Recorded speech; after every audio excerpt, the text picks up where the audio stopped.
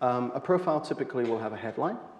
As I say, a headline is typically a short sentence that's across the top of somebody's profile. It will often say job title at company.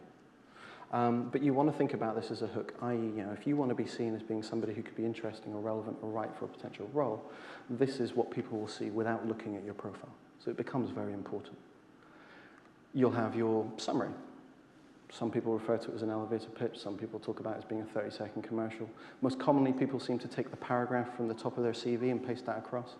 That isn't necessarily the best thing to do, but it's about thinking in the context of what do you want to get across about yourself. I've got there saying, coffee conversation. Think about the equivalent of if I met any of you today in a coffee shop and I said, tell me about yourself, whatever you said at that point is what I'd expect to read. It's that simple. You can talk about skills and expertise and the joys of endorsements. You can talk about your work experience. You can talk about your education. You can talk about interests, but please only if they're ever interesting. I came across somebody recently for an organization who they were looking to recruit a particular type of person. They said, can you look this person up? They look interesting. And I was part of the panel. And the only interest the person listed was socializing. I've got no problems with people meeting friends and going out, but I wouldn't necessarily talk about it that way. You can get recommendations, though. Recommendations are a fantastic way for people who you're connected to talk about their experiences with you. And again, contact settings are again something you control. So your profile will be made up of various sections.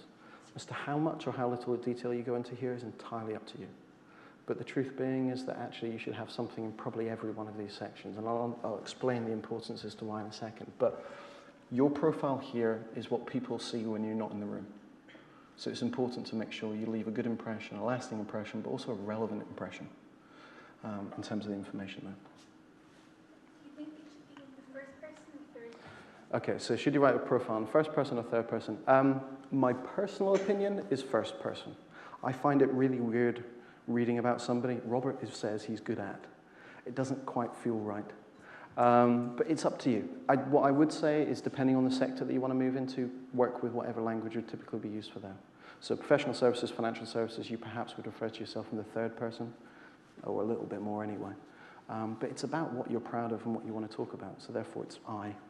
First person, personally, it's better. I mean, the UK is one of the few countries in the world that still has third-person CVs. North America, it's first person. Europe, for the most part, is first person. France, for years, has had put a photograph on your CV. It was never accepted outside of there. But for me, with your profile, it's you talking about you. Therefore, I'd like to think you're going to see, I've done this, I've done that, I'm proud of.